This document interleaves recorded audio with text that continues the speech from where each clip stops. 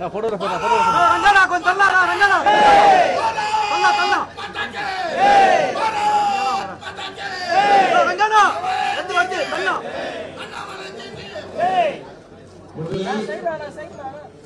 கொடி வணக்கம் செலுத்திவிட்டு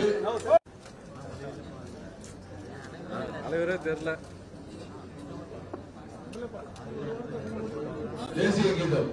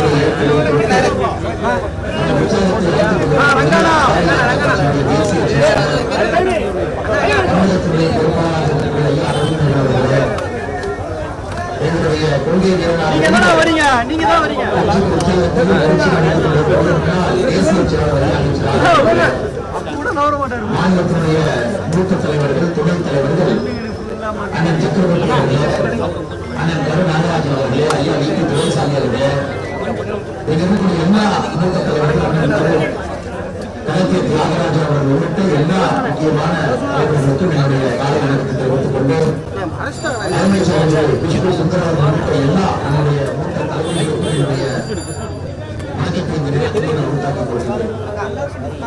ஒரு மிக முக்கியமான காலகட்டத்தில் இருக்கிறோம். ஒரு தேசத்திற்கு தன்னுடைய வாழ்நாளில் சில நொடிகள் மட்டும்தான் கிடைக்கும்.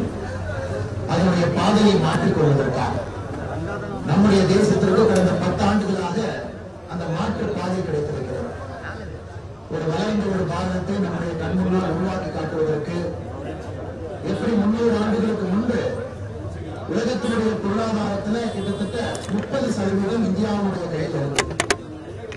ஆக்ஸ்போர்ட் பல்கலைக்கழகத்தினுடைய பொருளாதார நிபுணர் ஆங்கஸ் மேடிசன் அவர்கள் தன்னுடைய புத்தகத்தில் எழுதுறாங்க, 1700 காலகட்டத்தில் உலகத்தினுடைய மொத்த பொருளாதார உற்பத்தியில கிட்டத்தட்ட 28 விழுக்காடு இந்தியாவுடைய கையில் இருந்தது. இனி உலகத்தினுடைய மொத்த பொருளாதார உற்பத்தியில இந்தியாவுடைய கையில 3.3 இருக்கு.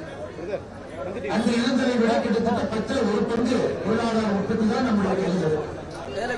அதையெல்லாம் மாற்றுவதற்கான முயற்சி நம்முடைய பாரத பிரதமர் நரேந்திர மோடி அவர்கள் 2047 முடியும் பொழுது உலகத்தினுடைய தலை சிறந்த நாடாக, உலகத்தினுடைய ஒப்பற்ற நாடாக கிட்டத்தட்ட $60 பில்லியன் பொருளாதாரத்திலே ஒரு பெரிய நாடாக நாம் மாறுவதற்கு ஒரு பாதையை நம் கண் முன்னால் காட்டியிருக்கிறார்.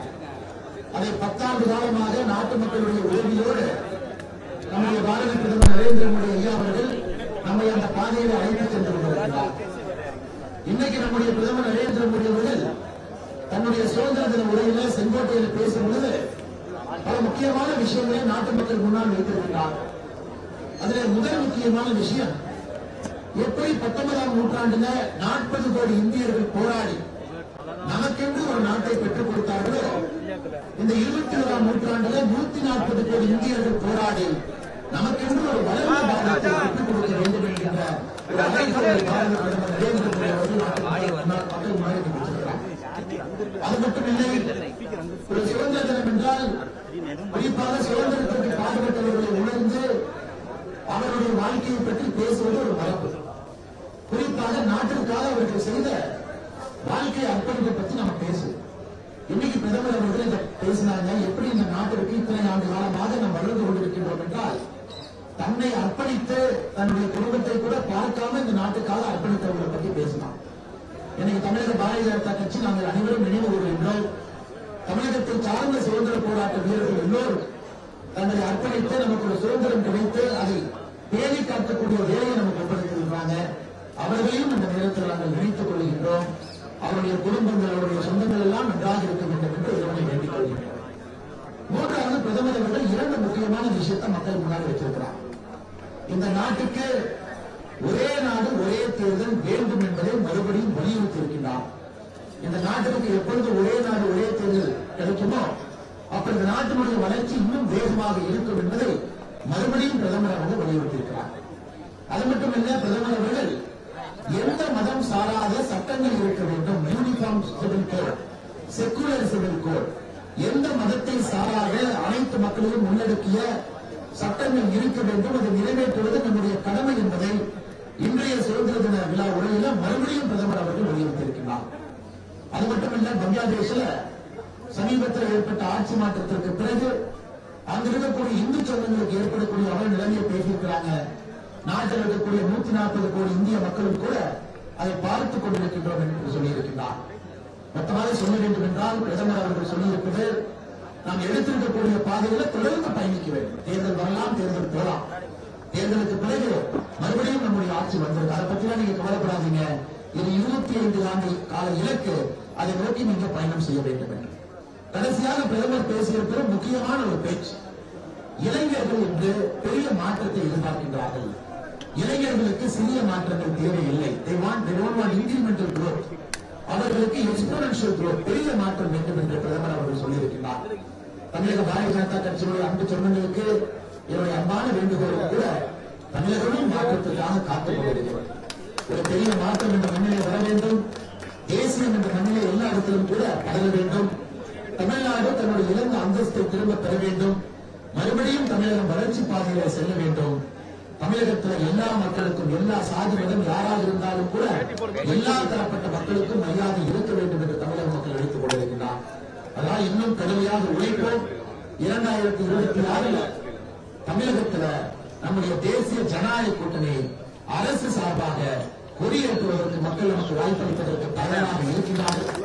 கடுமையாக பாரதிய ஜனதா கட்சி உழைக்க வேண்டும். வருகின்ற காலத்தில் நம்முடைய உழைப்பின் மூலமாக மக்களுடைய அங்கீகாரத்தை பெற்று தேசிய ஜனநாயக கூட்டணி பாரதிய ஜனதா கட்சி ஆட்சியில் 2026 நாம் அமர வைக்க வேண்டும். அதற்கு நாம் எல்லோரும் சேர்ந்து ஒரு பெரிய சங்கல்பத்தை நாள் எடுக்கிறோம். சிறு குழந்தைகளிலும் பெரிய தலைவர் வரை எல்லோரும் வந்திருக்கிறார்கள். ஒரு சங்கல்பத்தை எடுப்போம். வளர்ந்த பாரதம் வர வேண்டும் என்றால் வளர்ந்த தமிழகம் வந்தால் மட்டும்தான் வளர்ந்த பாரதம் வரும். வளர்ந்த தமிழகம் வர வேண்டும் என்றால் திராவிட முன்னேற்ற கழகம் ஆட்சியில் இருக்கக்கூடாது. பாரதிய ஜனதா கட்சி தேசிய வளர்ந்த தமிழகம் வரும். அதற்காக நாம் எல்லாம் கடுமையாக உழைப்போம் என்று சொல்லி இந்த நிகழ்வுக்கு வந்திருக்கக்கூடிய எல்லா நம்முடைய பாரதிய ஜனதா கட்சியினுடைய தொண்டர்கள், தலைவர்கள் எல்லோருக்கும் இந்த நேரத்தில் மறுபடியும் எங்களுடைய இனிய சுதந்திர நல்வாழ்த்துக்களை உங்களுக்கு தெரிவித்துக் கொள்கின்றோம். அதே நேரத்தில் பெரிய அளவில் இளைஞர் பணி கொண்டிருக்கிறார். இந்த நிகழ்வு முடிந்த பிறகு பைக் மூலமாக பேரணி போறாங்க. நம்முடைய தேசிய கொடி பேரணியாக தமிழகத்தில் 66 இடத்துல இன்று பாரதிய ஜனதா கட்சியினுடைய பேரணி நடந்து கொண்டிருக்கிறது. சென்னையில் நடக்கப் போகின்ற பேரணி இங்கு நம்முடைய கமலாய வாசல் இருந்து ஆரம்பிக்கிறது. நம்முடைய தேசிய செயலாளர், தமிழகத்தினுடைய பொறுப்பாளர் ஐயா அரவிந்த் மேனன் அவர்கள் இந்த பேரணியை துவக்கி வைப்பாங்க. நம்ம இளைஞர் பணியுடைய பேரணி இங்கிருந்து கிளம்பும். அதே நேரத்தில் இன்னொருவரை கூட இந்த நேரத்தில் நான் குறிப்பிட்டு பேச வேண்டும். கடந்த 1.5 ஆண்டுகளாக ஒரு மத்திய அரசுடைய பொறுப்பில் தேசிய மகளிர் ஆணையத்தினுடைய உறுப்பினராக இருந்து அந்த பொறுப்பை தொடர்ந்துவிட்டு மறுபடியும் கட்சி பணிக்கு நான் வந்து மக்களுக்காக ஆக்கப்பூர்வமான அரசியல் வேலையை, பொது வேலையை செய்ய வேண்டும் என்கின்ற ஒரு எண்ணத்தோடு தன்னுடைய பதவியை மறுபடியும் விட்டுவிட்டு வேண்டாம் என்று சொல்லி இந்த மறுபடியும் கலாலயத்தில் வந்திருக்கக்கூடிய அருமை சகோதரி குஷ்பு சுந்தர் அவர்களையும் இந்த நேரத்தில் கட்சி சார்பாக வருகை என்று வரவேற்று எங்களுடைய மூத்த தலைவர்கள், நம்முடைய அன்பு தொண்டர்கள் எல்லோருக்கும் இந்த நேரத்தில் வருகை என்கின்ற அன்பான என்னுடைய சுதந்திர நல்வாழ்த்துக்களையும் உங்களுக்கு நான் இந்த நேரத்தில் பதிவு செய்கின்றேன். வந்திருக்கூடிய பத்திரிகை நண்பர்களுக்கும் என்னுடைய இனிய சுதந்திர நல்வாழ்த்துக்கள் உங்களுக்கு. நன்றி, வணக்கம். பாரத் மாதா கி